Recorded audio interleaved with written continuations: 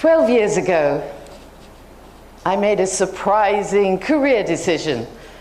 I decided to leave my career as theatre company artistic director, actress, and drama teacher. I wrote, starred, and produced plays about women in historical Japan, exploring their journeys as they overcame cultural and personal barriers to find their personal paths. I really enjoyed my work, and I'd always wanted to work as an actress. And yet, for some reason, I decided I wanted to try something different. I had an opportunity to coach a senior executive in communication skills, and that gave me the inspiration to move into the world of corporate learning and development. Now, as the Japan partner for Lumina Learning, I work with teams and leaders in global organizations, supporting them to be better communicators, to be more authentic, and to manage diversity better. I've worked with many women at all levels, from senior to students, supporting them to have the courage and confidence to step up to leadership. This is something that I'm particularly passionate about. It's very clear that women still are not equal when it comes to leadership roles in society. And so there's a long way to go for government and organizations to change the infrastructure to make it more equitable for women's career paths. But that's not why I'm here today. There are also many studies on all the ways in which women hold themselves back in fulfilling their potential. I believe it's essential that we step up and be a part of the change. So today, I'd like to share with you 4 qualities that will help you to be more active in building your life and your career path. I call them the 4 C's.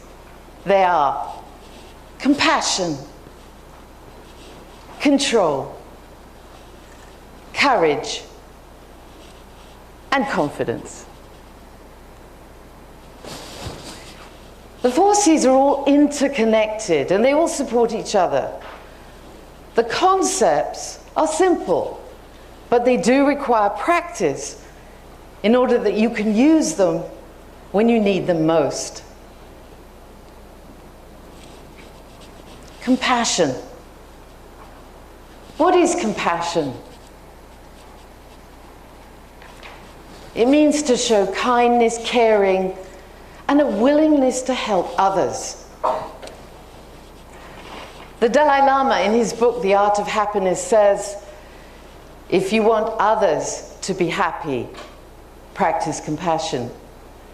If you want to be happy, practice compassion.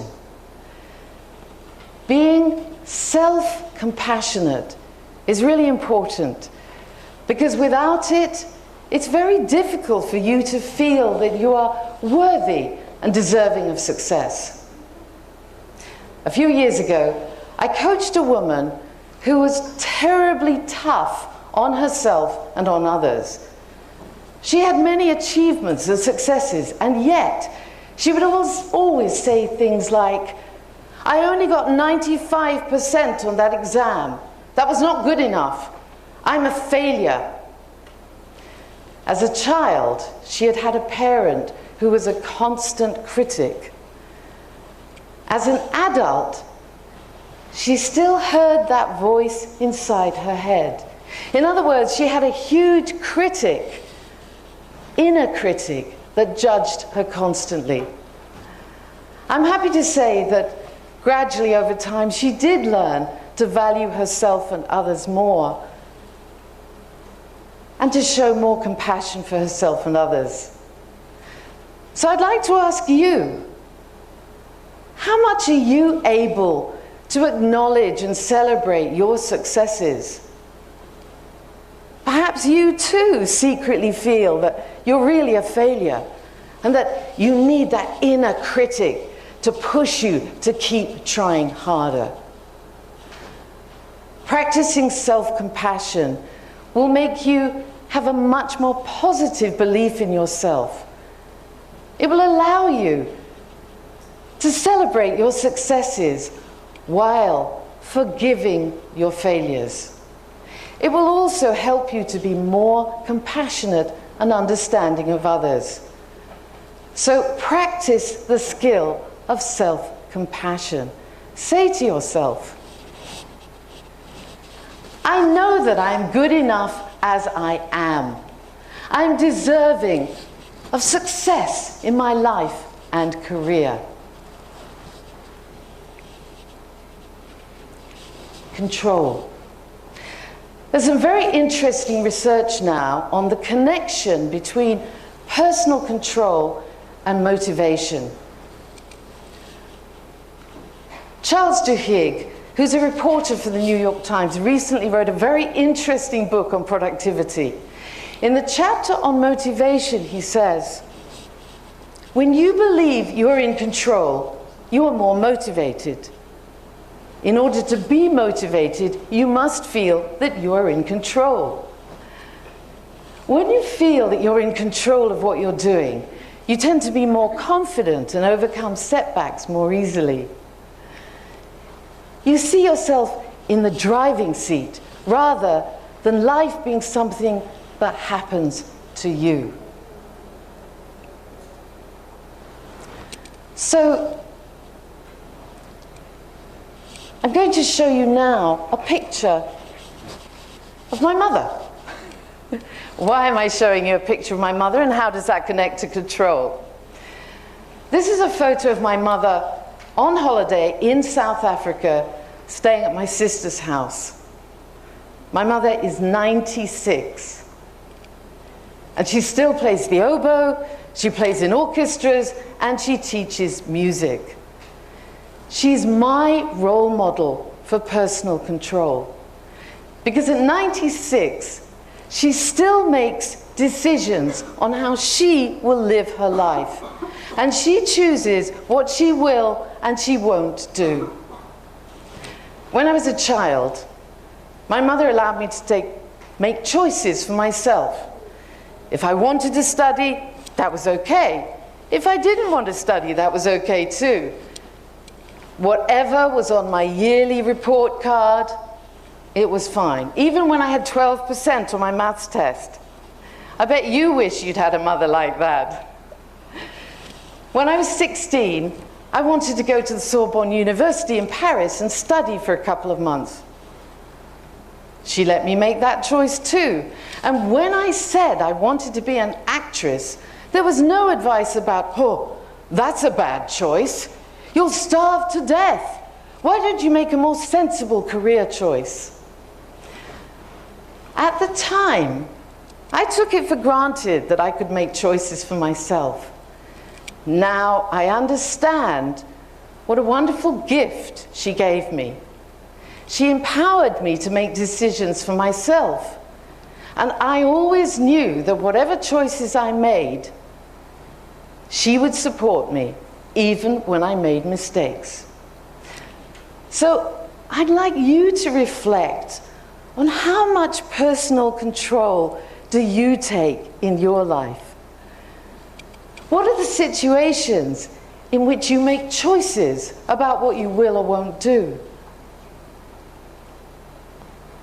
So practice the skill of personal control and say to yourself, I am an intelligent and educated person. I am capable of choosing for myself what I want to do with my life and career.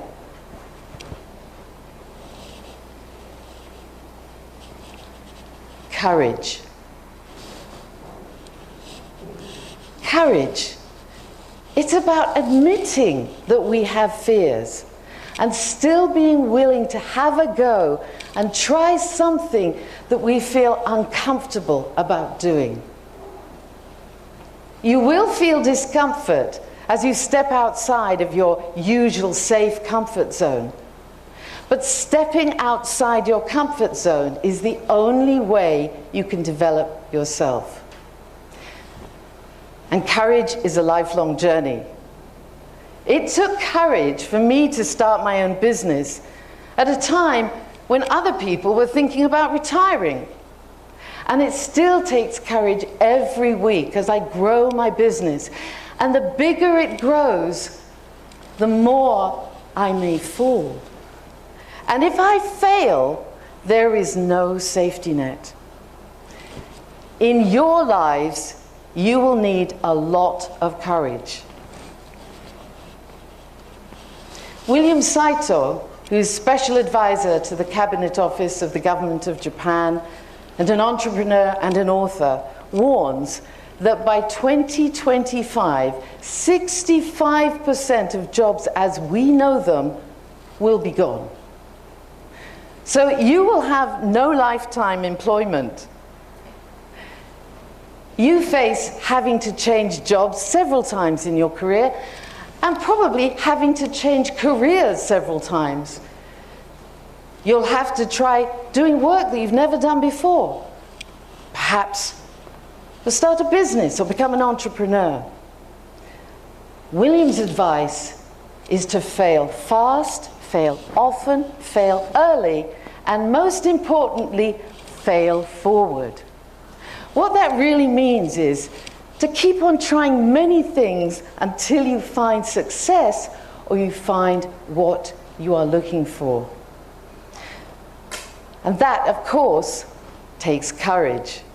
So it's really important for you every single day to practice the skill of gaining more courage. So say to yourself, I am afraid of trying that new thing, and I will have a go. Even if I fail, it will be a good learning experience, and I will gain courage to try again.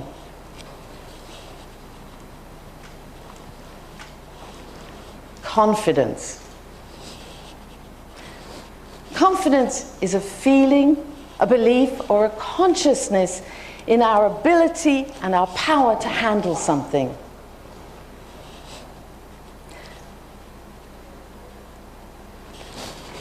Let's talk about strengths. How self-aware are you about your strengths? And how willing are you, how comfortable are you to talk about your strengths? Perhaps it's easier to say, oh, no, I'm very weak at that. Oh, I'm not so good at this. Oh, perhaps I need to work harder at that. It's a leadership and a success must to be clear on your strengths and to leverage them to the full. Take a look at these luminous spark strengths. Which of them resonate with you? Perhaps you're collaborative and a good team player. Or maybe you're better at taking charge. What about these strengths? Maybe you're good at giving really practical advice. Or perhaps you're imaginative and great at coming up with ideas. Which 2 or 3 of those strengths are yours? The ones that you use naturally at home and at work, and maybe the ones also you consciously choose to use. They're not better or worse. The strengths are all just different from each other. And organizations today, more than ever, need lots of diverse strengths to drive innovation. So, it's really important for you to be clear on your strengths and value them rather than focusing on your weaknesses. Another way of building our confidence is to consciously use our body language to positively influence our thoughts and feelings.